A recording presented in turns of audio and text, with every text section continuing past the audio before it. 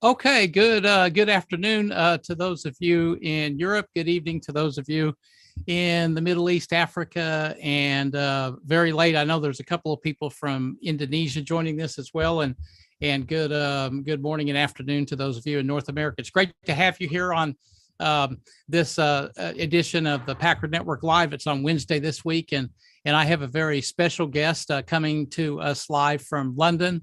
Maureen Evans, who I'll introduce for a moment, and then we'll get into she does fascinating work, and we're going to talk a lot about that, a lot about life, and some really great things. So thank you all for joining us here, and in a few, and after we get about 5 or 10 minutes into the conversation, please tee up any questions that you have, and between Maureen and myself, we'll make sure that we answer those as well. But Maureen is an executive coach and owner of a wellness studio where she coaches professionals, self-employed people, and charity chief executives. So a whole spectrum of people's lives that she impacts. And she's also a former audit director at Barclays Bank in the UK. She did work in South Africa, the United States, and Western Europe during her time there.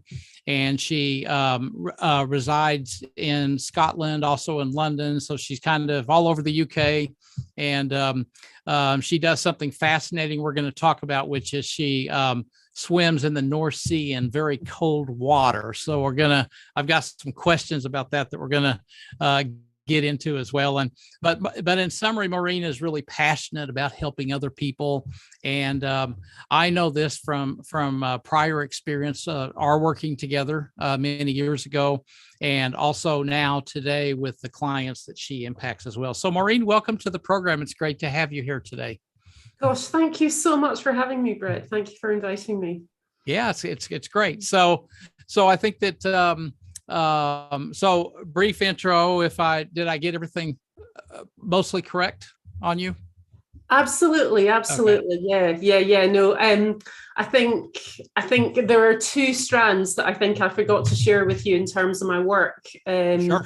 One is that I help people with movement. So and one is that with executive coaching. So there's kind of two separate businesses there, but I can tell you more about those.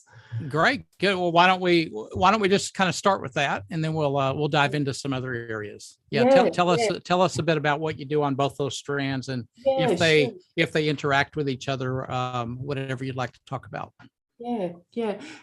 So to answer your second part of that question first, they do interact with each other. And the key way that they interact with each other is through awareness. So the key thing that I do is help people to become aware of stuff. In the movement side of things, I work with a lot of people who are in pain, physical pain, and I help them to become aware of how their body moves to help them to change the movement patterns. And I was like a really not unfit, but really uncoordinated kid at school. So I've really had to learn that side of things and really learn about my own body in order to help others. So that's one strand, that's complete movement. And then I've got the complete leader as well, which is also about awareness. And that's working with charity chief executives, like you said, professionals, soul traders, to help them to become aware of patterns of thoughts, feeling, and behavior, and gut feel within the body, to help them to get more of what they want. Okay, so gut feel, that really stands out to me. So let's kind of unpack that a bit. Tell us a little bit more about how you help others with gut feel, because I know from my own experience that I do get a gut feel at times, and mostly it's right, but it's also wrong. And tell us how you help people with gut feel. Well, I think it's really interesting as a body coach that we use the term gut feel at all. Because actually, it's giving us a clue that actually maybe our body's got some information to give us.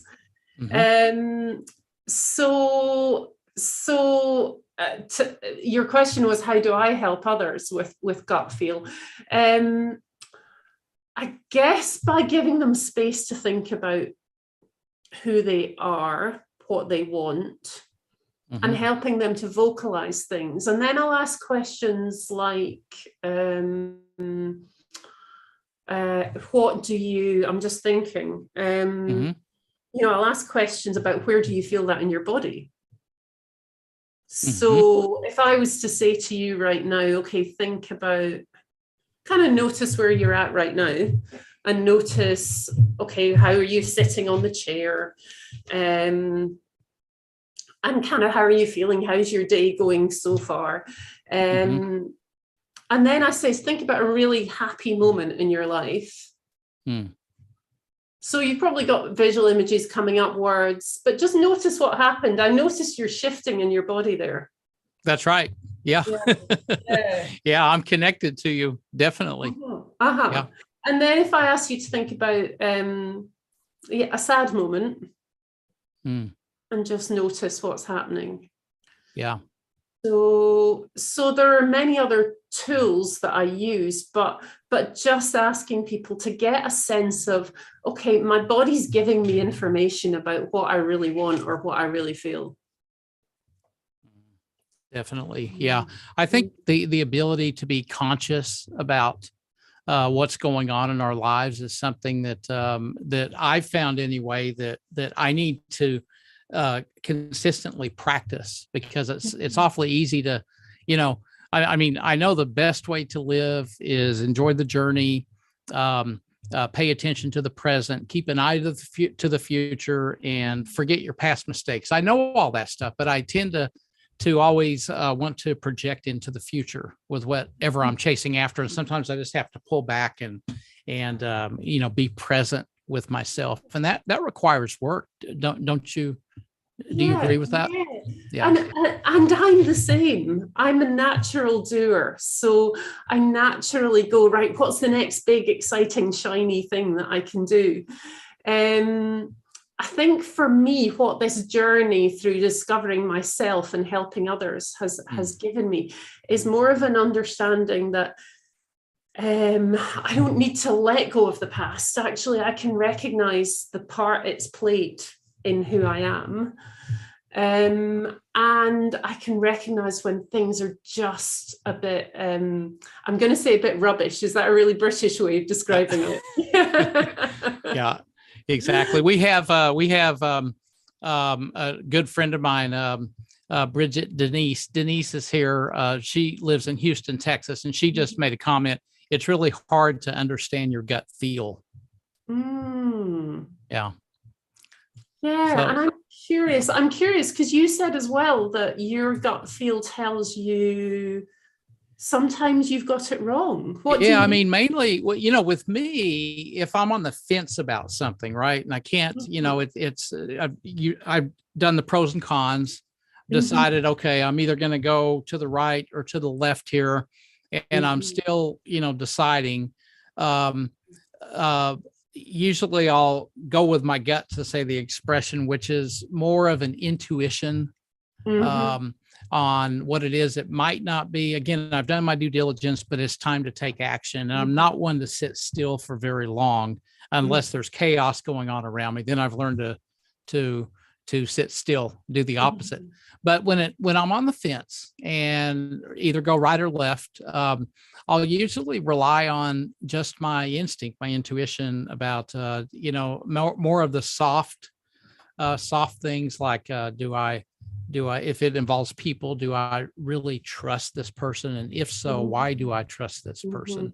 And then I just go with that. It's more of an intangible rather than something that this person has 30 years experience, 30 countries, they're rock solid. Maybe that will not be the deciding factor in what it is. More chemistry. Do I feel that this person will work well with other people? More the intangibles than anything else. Yeah. And I think trust is a really good point because I was thinking about your briefing for this session, and I was thinking around, well, what does success look like for you? And trust was the one word that I kept coming up with. And actually, so when I have some of those kind of decisions, I think trusting others to help me make them has been one of my big key learnings. Rather than, you know what it's like. Well, for me, I feel like I was rewarded in corporate life for being successful and being self-supporting and self-driving, and actually not having to rely on lots of other people. Much as I was working in a team, but there was very much a very competitive edge to that. So actually it's been a big learning for me to go, actually, if I've got those kind of decisions, maybe I need to get a trusted colleague or a trusted advisor, and just talk it through. Someone that I know will listen and not try to advise me. Someone that I know will just let me think aloud. I think, it's not afraid to ask for help either. And I think I learned that later on in my career that, when I started out, it was go solo. I can do this. I can conquer the world. And eventually I hit a brick wall with that, because when you're in leadership, you quickly realize that you need people, to get the job. You can not achieve anything significant by yourself. Right. So I think that trust is something. I mean, do you help people assess, run an assessment on whether or not they can trust somebody, or trust themselves, or you do any work around building trust? Yes. And I think probably the work that I do starts by me trusting them. So again, early on in my coaching work, I learned that I was a bit nervous because this was a new kind of thing to me. And as a result, I was kind of going, I'm not sure if I can help that person. So the big shift came for me when I realized, actually, they've got all of the tools that they need. So what I find by me putting my faith in them and just 100% knowing that they will be okay, they can better learn to trust themselves. I think that's how learning how to. It's very much an art versus a science in terms of figuring out how to trust ourselves, because how can you trust somebody else if you don't trust yourself first, right? I think that's an important thing. And then secondly, then how do you trust other people as well? One of the things that I do that I found useful, if I meet somebody new and I'm trying to determine quickly if I can trust the person or not, I've trained myself to listen to what they're not saying on certain things, because oftentimes that's speaks much louder than what people actually say. And then there's different ways that you can do that, but that's a whole other subject. I don't want to derail. Let's talk about cold water, Maureen. I'm curious. So you swim in 40 degrees centigrade water in the North Sea almost every day? Yeah. Right. Why in the world would you do that? Right now I think it's about 4 degrees centigrade. So this isn't why I do it, but there is a lot of research currently being undertaken, and that has been undertaken, about the mental well-being benefits of swimming in cold water and cold water exposure. I do it because it does make me feel better, and I just notice a kind of slight lift in my feeling, and that I'm just generally happier when I've been in the cold water. How long have you been doing this? For about 4 or 5 years now. So okay, so tell us what it was like the very first time that you did. And you're right. I misstated. It's 5 degrees centigrade and roughly 40 Fahrenheit, which is cold. So it's very cold as a point here. So tell us what the experience was like before you did it the first time. So actually, I'm thinking, as you asked that question, I'm thinking about that word trust again. So the first time I went in and I thought, okay, this is just going to be horrible and really unpleasant. I'd kind of dabbled in it for a couple of years and gone in occasionally, but never particularly enjoyed found it difficult to get in, and I took ages to get in the water. You know, that thing where even you're at the edge of the swimming pool and you're kind of hanging out there for a long time. Yeah.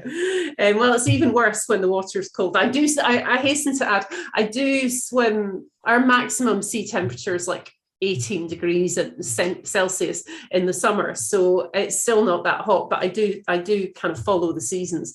But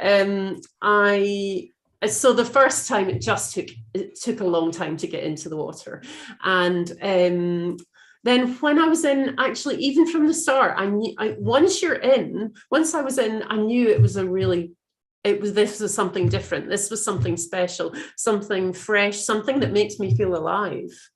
Mm-hmm.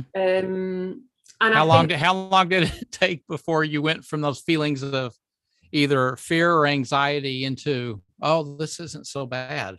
How long was it? Instant or take a little while?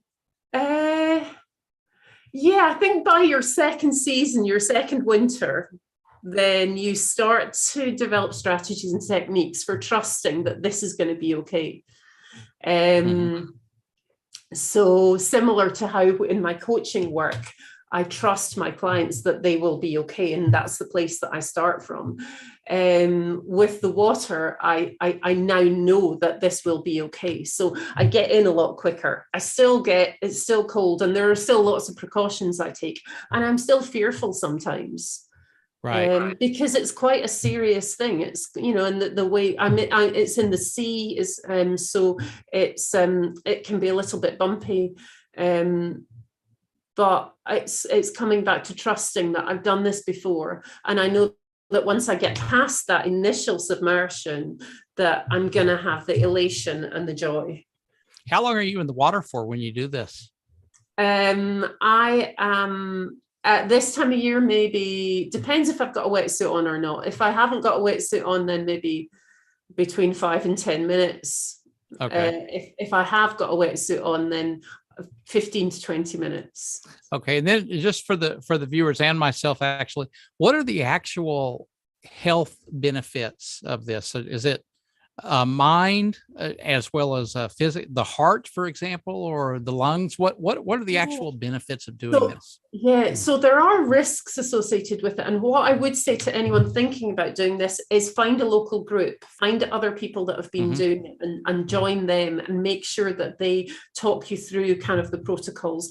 There, you know, because especially for people with a weak heart, then there can be risks.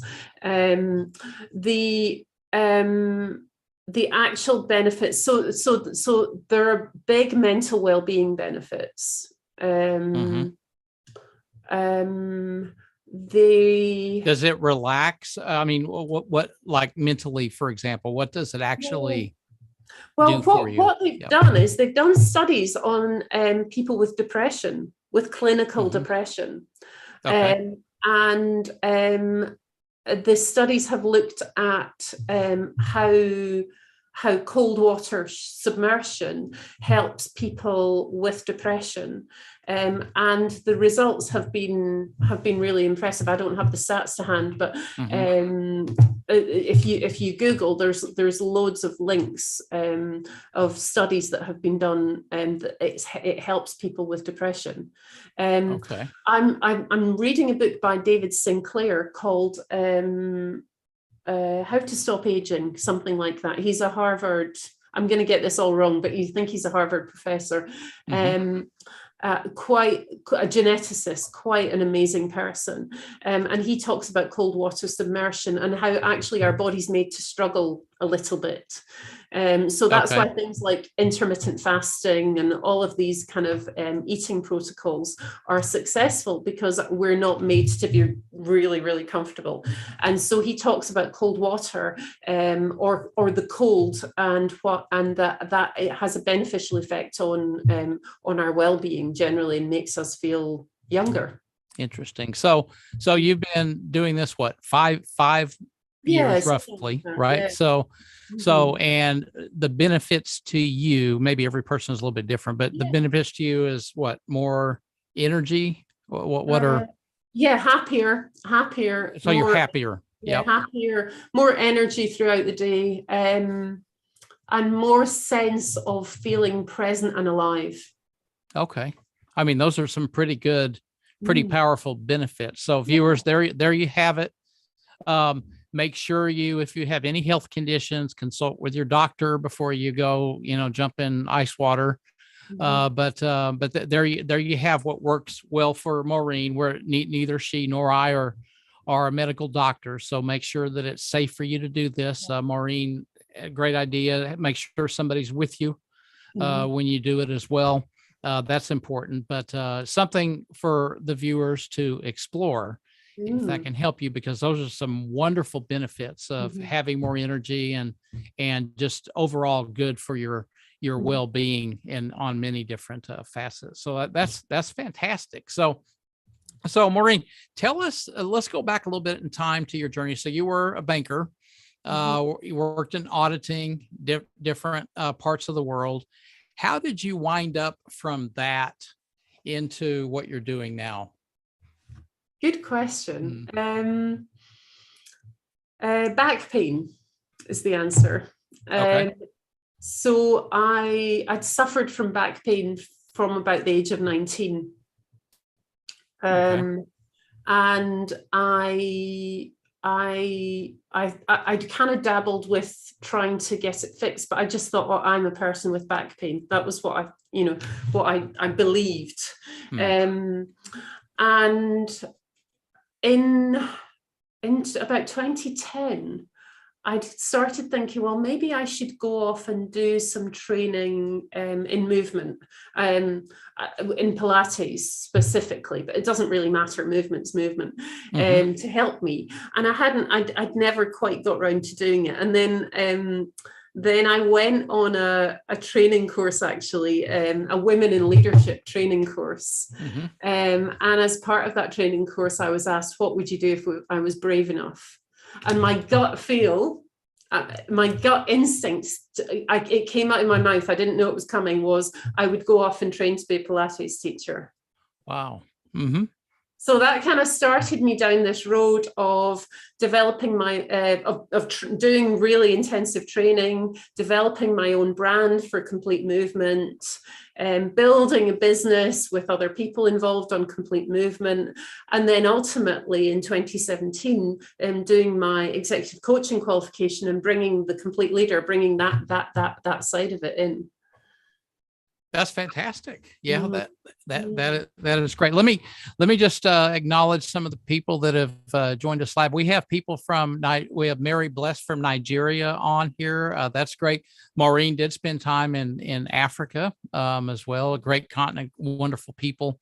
I spent a number of years there myself. It's great. We have Joe from Florida in the United States here. Denise, I mentioned, from Houston, Texas. We have Odongo Stephen. I'm not sure where Odongo, maybe you can let me know where you're from. We have my friend Alicia here from Brussels, and we have Vicky Sharma here from India. So thank you all for joining as well. And Ciara Lynn is here from North Carolina. So it's great to have all of you here. And I haven't checked Facebook yet, but I will in a while. That's on LinkedIn.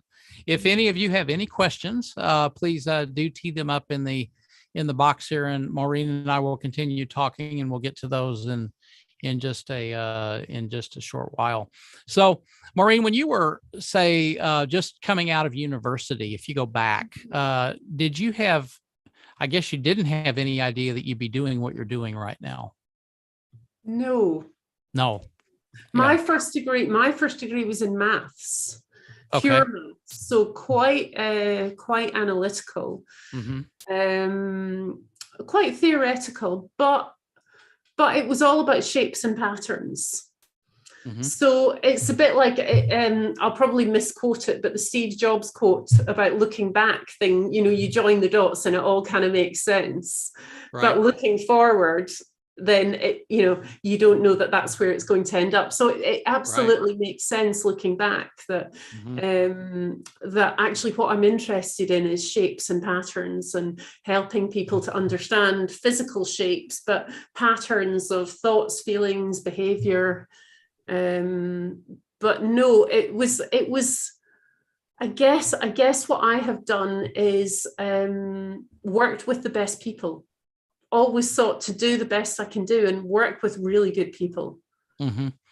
Yeah, and just so the viewers know, is that everybody is familiar with the global financial crisis, and Maureen and I, we worked together during that, off the back of that crisis in the UK. And Maureen was an auditor for not only the part of the bank that I ran, but also a few other people, and she helped keep us out of trouble so that we could, really focus on the people and not get caught up in anything that would derail our efforts to take care of customers during the crisis. And so she's tough as nails, and really does know her stuff. So for those of you that are looking to maybe engage with her on any of the topics that we're talking about here, I just give that personal testimonial that she is authentic and definitely knows her stuff, what she's doing. And now she's applying it to helping people, not just bankers. So I think that's great. But that's the Maureen that I know, and I think that's wonderful. And you're making me think, Brett, about actually about what the audit thing, what the audit world has taught me in terms of challenge and supporting others. And I think that role of being firm but supportive and encouraging is something that I think has always been important to me, whether in that audit role and working with you as a stakeholder, and working in partnership with you, or now kind of going, actually, it's my role to ask those tough questions. Right. And I think it's the role of, I do a lot of work on this platform outside of these live streams around leadership. And my objective is to grow leaders that grow leaders. And one of those important aspects that I will be talking quite a bit about in the not too distant future is embracing audit, embracing legal, embracing compliance, and these different areas that a poor leader views them as police, a prudent leader and a relevant leader views them as part of the team that can help them protect customers and other stakeholders. And it's a thing of maturity where an auditor is not a bad person. An auditor is actually somebody that can, help. Like I described when we worked together during the global financial crisis, is that we didn't have any issues because leadership embraced audit, and we had auditors like you that were not afraid. You didn't operate in fear. You weren't afraid to ask the tough questions and do the tough things as well, and you were objective, independent, and I think that's really great, and it takes maturity on both sides for that equation to work, right? So I think one of the things that I've been talking with clients about is emotional intelligence.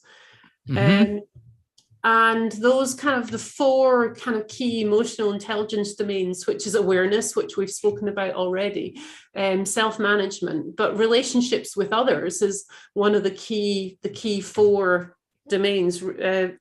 Social awareness and relationship management. I wrote them down because I always forget them. But relationship management is one of those key domains. And as you'll know, what distinguishes top leaders is not their IQ, but their EQ. Right. Exactly. And and I added one to that after unintentionally winding up in a role where I was asked to go in and clean up other people's messes in my career, and AQ, adversity quotient, how a leader can deal with adversity and not let that distract them, how they can be resilient. But you're exactly right. It's that EQ that is so important. And right now we're going through the pandemic era economy, and that's it. You're hitting the nail on the head that's something that's absolutely vital to successful leaders, right? And how they can navigate through a crisis as well. So, and that resilience, that adaptability to change is key. I was doing some CPD work last week on on resilience. And I think I'd always thought of resilience as, okay, when times are tough, what does that mean? But there's an interesting book by Jenny Campbell on resilience, and she talks about it as actually resilience is something that you have whether times are tough or not, and it's your adaptability to change. Mm. And actually, this change is going to keep happening, right? Yeah. Mm-hmm. Yeah. Mm-hmm. Yeah, you're spot on. I think that you're right. And it's the work that we do when the waters are calm, that there are dividends that are paid when waters get rough, right? And you can actually thrive and create opportunity from a crisis if you prepare. But if you don't prepare, you might get washed away, right? Oh, you see, all these water analogies are just... We're talking about water today. Exactly. But we'll have you jumping into those cold waters in Nebraska soon. Yeah, exactly. Well, it's pretty cold here. It's probably colder in the winter than it is where you're swimming. But anyway, it'll take some courage for me to get in that as well. Maybe we could just ask you about when you made the transition from an auditor in corporate life, a big global bank, right, Barclays Bank, and into what you're doing now. Was that transition difficult for you? How did you adapt? Because there's a lot of people now that have recently left corporate life, and they're searching for what they're going to do next. And it's all part of this great resignation thing. The pandemic has accelerated that.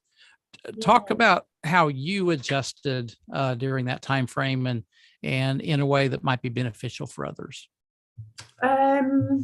Yeah, it was hard. It was really hard. And actually that's a good thing. It was not easy to make that transition. It would have been much easier to stay where I was, doing what I was doing.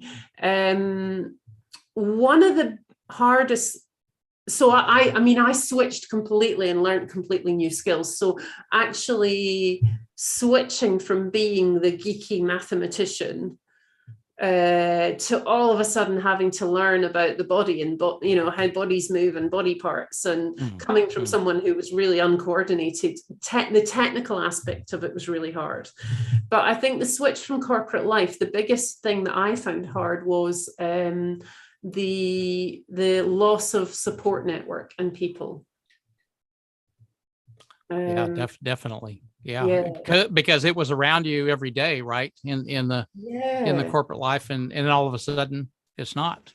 Yeah. And I didn't have to search it out. And actually what I've got now is an amazing support network around me. I've got my old PA from Barclays does some executive assistant work for me. She's a virtual PA, and that's amazing because I've got somebody I know and trust, and I meet together with a group of people as in a coaching circle. I've got my coaching supervision, I've got my family and friends, so I have built that support network around me. So I guess if there's any one piece of advice I would offer to people looking to make the transition, it's look at what support network you can build around you to help with making the move. That's golden advice. And I'm just going to put something on top of what you said, that I heard, something you didn't say that I heard loud and clear. And that is, and this is really not directed at you, Maureen, but directed at the viewers, those watching live, and there's quite a few now actually tuning in, and also those that'll see this on replay over the weekend, is resourcefulness, right? So, there's a lot of people that have been stuck working from home, and they're fed up, and they've recently decided to quit, and they're trying to decide what to do next. Well, you can get resourceful. We just heard Maureen talk about how she missed that part, but she went out and she built it back up so that she could have that network around her. She didn't just resign to the fact that, oh, I no longer have a corporate network, so I'm going to have to figure out a way to make this on my own. No, not at all. What she did, she went out and built that. And she just gave some great advice to make sure you're working on building that support network, your inner circle, if that's what you want to call it, and then widen that circle as well to, you can have, I have different circles, right? I have my inner circle, the ones that the deepest trust and collaboration. We've been through wars together, right, in corporate life, and that's my inner circle, right? And then I have another circle that I value as well, of trusted, relationships as well. So build those circles around you, and then you'll get the same kind of benefit that Maureen have. If you don't have it, if you're saying I don't have a network, somebody approached me this morning on LinkedIn, and we got into a bit of a dialogue about the person has been in IT for a period of time, and is frustrated with not getting a promotion. And anyway, so the dialogue kind of went along the lines of, if you don't have it, build it, right? And because you can easily do that now, leveraging the digital world, because there's real people in the digital world, believe it or not. So you're looking at two of them right now, and but build those relationships. Don't look at things as a number, as followers. Just build relationships, and then you'll attract. What you'll attract will be amazing, actually. Knowledge, experience, wisdom, people, networks, and then you can have what Maureen had to go out and build when she left corporate life. I'll agree with you on that. I had to do the similar thing, right? Although I didn't launch a business, but I wanted to maintain contact, with the world. So I got resourceful, and I'm doing what we're doing right now, for example. And that really helps me stay connected to the global world that way as well. So there's always something, in summary, that we can all do to be resourceful and to build something if we don't have it. It's great advice, Maureen. Thank you for pointing that out. Okay, Maureen, we're getting, are there any questions here? Let me see. We have Elizabeth from Nairobi has joined in as well. So thank you, Elizabeth, for coming in. And Joe from Miami has said the mind and body concept is definitely the way to cover most, if not all, concerns of the human being. So nice. I know Joe does a lot of work on that as well, but both mind and body combined, not one or the other, right? Yeah, lovely. Yeah. So I think that's important. And most sports teams use this, talking about the therapy that you're talking about. So yeah, I mean, you see here in the US, the TV commercials of the big professional football player sitting in the ice bath after the game. So, there is a lot of wisdom. If these people are doing it, that means that there are some, big benefits to that as well. So and in the professional world, Brett, I'm working with one team right now who are I'm working with them. I'm doing some movement lunchtime sessions with them. So there's a wellness aspect there, but I'm trying to help them build awareness of how their body moves. And I've also helped them set up coaching circles so that they can coach each other and build those emotional intelligence domains. So, so I think there's more and more awareness in professional life in the corporate world of the interplay between those two things. Oh, okay. Tell us a little bit more about these lunchtime sessions. We'll kind of close with that. Yeah. So the lunchtime, so it's essentially me leading a movement session, but it's in the concept of mindfulness, mindful movement, I'd say. So everyone's, they're either working from home or they've found a meeting room to go into in the office, and they're dialing in via Zoom, and I'm leading them through a bit of stretching, a bit of moving their body to enliven them and make them feel like they haven't been sitting at their desk all day, which of course we're all sitting at our desk more than ever. So that's really important from a physical and well-being perspective, and they feel refreshed. That's part of the feedback I've had. But actually I'm linking it in with the emotional intelligence domain of self-awareness, and relationship, because they're doing it together, so that I help them to become aware of, well, notice your arm moving like that, notice your breath, notice if you think about a happy thought like we did, what that does to your body. So it's really interesting. I thought it wouldn't work. I thought, how's this going to work? Some people in their office in the suits, they're all distracted, but everybody's been really enjoying it and really getting on with it. And we've rolled it out wider so that they can help build the emotional intelligence domains with each other through coaching circles, self-organized coaching circles. So that's fantastic, especially now, right? Coming off the wave, the back of the pandemic, right? Lockdown, not lockdown, people have been through a lot. So this is really important now. Yeah, absolutely. Yeah. So Maureen, oh, sorry, go ahead. No, I was going to say, and the team I'm working with are so inspirational because they've taken these ideas and they've flown with them and developed other things themselves. So yeah, I feel lucky. Yeah, you get out of it what you put into it, right? Yeah. So that's like with anything.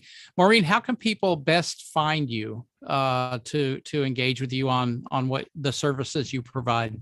Yeah, well, I've got a couple of websites. So I've got thecompleteleader.co.uk. So thecompleteleader.co.uk or completemovement.co.uk.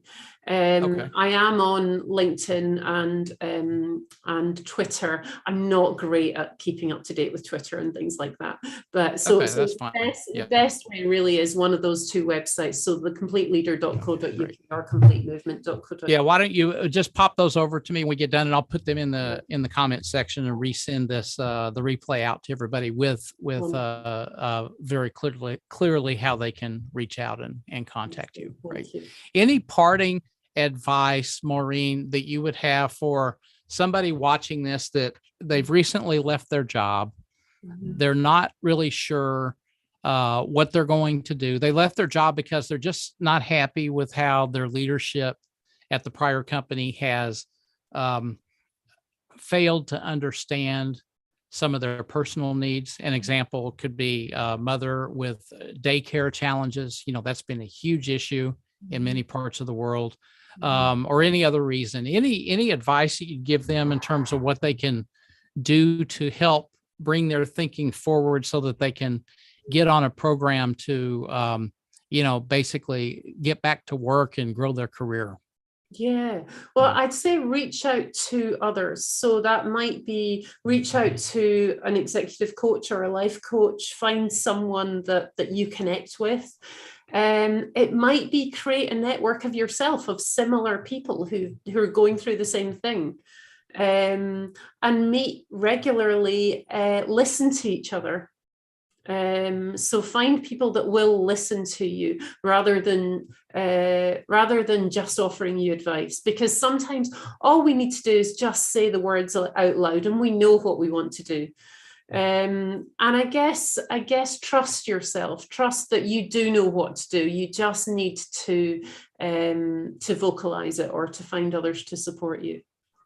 That's wonderful advice. Don't keep it bottled up, basically, and reach out. And in the digital world, there's it's easier than ever to actually reach out, right? Even if you're kind of locked down at home, which is, I think, less and less are being locked down now, but still it's easy to do that, right? This LinkedIn platform is a great way to do that as well. So yeah, that's fantastic.